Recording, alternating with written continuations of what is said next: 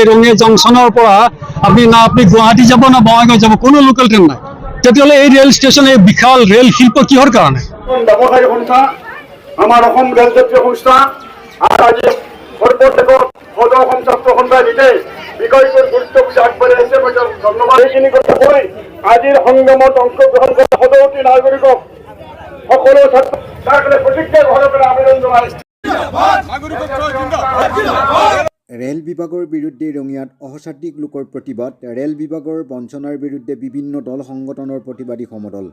অদৌ কামৰূপ জিলা ছাত্ৰ সন্থাৰ উদ্যোগত ৰঙিয়া আঞ্চলিক ছাত্ৰ সন্থা, নাগৰিক মঞ্চ, ষ্টেচন নাগৰিক সমিতি, ব্যৱসায় সন্থা, ৰেল যাত্ৰী সংস্থা অসহযোগত অসামাজিক লোকে ৰঙিয়া মাণ্ডলিক ৰেল প্ৰবন্ধকৰ কাৰ্যালয়ৰ সন্মুখত বিক্ষোভ কাৰ্যসূচী ৰূপায়ণ। ৰঙিয়াৰ ৰাইজৰ দহটপীয়া দাবী মানি নল'লে তীব্ৰ আন্দোলন গঢ়ি তোলাৰ হুংকাৰ প্ৰতিবাদকাৰীৰ। ৰঙিয়া ৰেল ষ্টেচনৰ FOBৰ দুয়োমূৰত RAMPৰ ব্যৱস্থা কৰি ইফাৰ সিফাৰ অবলৈ খোলা ৰখা, স্থানীয় মানুহৰ বাবে লোকেল ট্ৰেইনৰ ব্যৱস্থা কৰা, বন্দে ভাৰত 22228 আৰু ৰাজধানী এক্সপ্ৰেছ 20503 ৰঙিয়া ষ্টপেজৰ পৰা অনুমোদন কৰা, ৰেল বিভাগৰ তৃতীয় আৰু চতুৰ্থ বৰ্গত থলুৱা পাৰ্টিক নিযুক্তি দিয়া, উত্তৰ পূৰ্বাঞ্চলৰ ৰাজ্যসমূহক লৈ প্ৰকৃত ANFR গঠন কৰা, ৰঙিয়াৰ SK12, SK13, SK14 ৰেলগেট বন্ধ কৰাৰ প্ৰস্তাৱ প্ৰত্যাহাৰ কৰা, বহু প্ৰয়োজনীয় ৰঙিয়া তিনিআলিত থকা ৰেলৱে লেভেল ক্ৰছিঙৰ RM2 ৰেল গেটৰ ওচৰত উৰণীয়া সেতু নিৰ্মাণ কৰা, ৰেল ষ্টেচনৰ সকলোবোৰ প্লেটফৰ্মত শৌচাগাৰ, বহা আসন, খোৱাপানীৰ ব্যৱস্থা কৰা, অসমৰ প্ৰতিটো ৰেল ষ্টেচনত অসমৰ পৰম্পৰাগত থলুৱা খাদ্য সম্ভাৰৰ বিপণীৰ ব্যৱস্থা কৰা, ৰঙিয়া জংচনক পেছেঞ্জাৰ টাৰ্মিনেললৈ উন্নীত কৰাৰ দাবীত ৰঙিয়া মাণ্ডলিক প্ৰবন্ধকক স্মাৰকপত্ৰ প্ৰদান।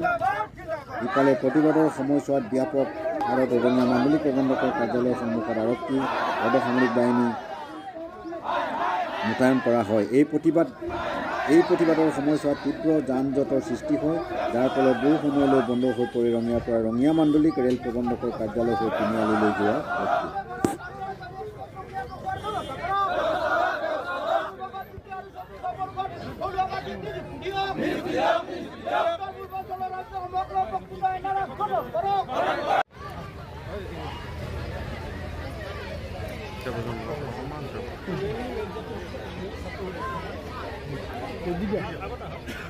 এইটোৱে দাবী। আজি মন কৰক, ষ্টেচনৰ ফলত আপোনালোকে যাওক, দেখিব কোনো এখন ট্ৰেইন নাই। ৰাতিপুৱা আপুনি 9 বজাৰ পৰা সন্ধিয়া প্ৰায় 5 বজালৈ এই ৰঙিয়া জংচনৰ পৰা আপনি গুৱাহাটী যাব না বঙাইগাঁও যাব, কোনো লোকেল ট্ৰেইন নাই।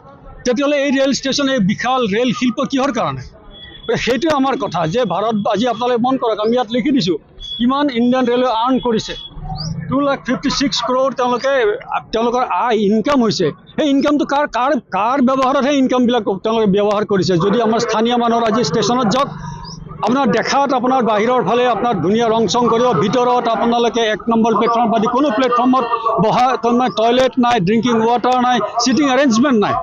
গতিকে এই যিটো আমাৰ কথা যে ৰেল শিল্পৰ যিটো তেওঁলোকৰ উপাৰ্জন আয়, সেইটো আমাৰ স্থানীয় মানুহৰ না কৰ্মসংস্থানত, না পৰোক্ষ হওক প্ৰত্যক্ষ কোনো কৰ্মসংস্থানৰ ব্যৱস্থা নাই। ৰেল ষ্টেচনত যাওক, যিবিলাক ভিতৰৰ ভেণ্ডৰ, তাত আপুনি কোনো অসমীয়া তাত কোনো সুবাস বিচাৰি নাপাব, কোনো অসমীয়া ব্যৱসায় তাত অস্তিত্ব নাপাব।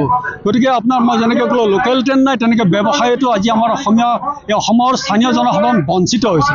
গতিকে এই স্থিতিৰ বিৰুদ্ধে আমাৰ যি প্ৰতিবাদ, আমি এই আজি সমাৱেশৰ জৰিয়তে আমি আমাৰ মাননীয় জনপ্ৰতিনিধিসকলক আবেদন জনাইছোঁ যে আপোনালোকে সময় দিয়ক। আমাৰ মাননীয় সাংসদ ৰঙিয়াৰ পৰা আমি গৌৰৱ কৰোঁ, দুগৰাকীকৈ আছে আমাৰ ৰাজ্যসভা লোকসভা স্থানীয় বিধায়ক, তেখেত এগৰাকী আমাৰ অধ্যক্ষ। ইমান সুন্দৰ পজিশ্যনত আমি জনপ্ৰতিনিধি নিৰ্বাচিত কৰিলোঁ, কিন্তু তেখেতসকলে আজি এই ৰাইজৰ যি ৰেল সমস্যা, সেই সমস্যা সমাধানৰ কাৰণে তেখেতসকলে না GM-ৰ ওচৰত গৈছে, GM-ৰ লগত আলোচনা কৰিছে, না DRM-ৰ ওচৰত আহিছে। গতিকে প্লিজ কামন আমাৰ এই সমস্যাবিলাক সমাধান কৰাৰ কাৰণে আপোনালোক সাংবিধানিক ক্ষমতা দিছে। আমি আশা কৰোঁ এই সমস্যা সমাধান কৰিব পাৰে। কেনেকৈ অৱহেলা মই কৈ নাথাকোঁ, হয়তো দীঘলীয়া হ'ব। বন্দে ভাৰত এখন ট্ৰেইন এইফালেদি চলালে, ৰঙিয়াত কোনো ষ্টপেজ নিদিলে, ৰাজধানী আছে 20503 আপনাৰ 5 দিন যায়, কোনো ষ্টপেজ নাই। তাৰমানে ৰঙিয়াক যি ধৰণৰ গুৰুত্ব দিব, ৰঙিয়া মানে কেৱল ৰঙিয়া অঞ্চল, কেৱল ৰঙিয়া নহয়, আজি আপুনি মন কৰক গোটেই আমাৰ উত্তৰ পাৰ জড়িত হৈ আছে। বিশাল নামনি অসমৰ এটা গেটৱে। গতিকে এই ৰঙিয়াকো সম্পূৰ্ণভাৱে এটা তেওঁলোকে ডিপ্ৰাইভ কৰি ৰাখি থ'লে এইবিলাক খবৰে আজি ইয়াৰ বহিঃপ্ৰকাশ ঘটিছে।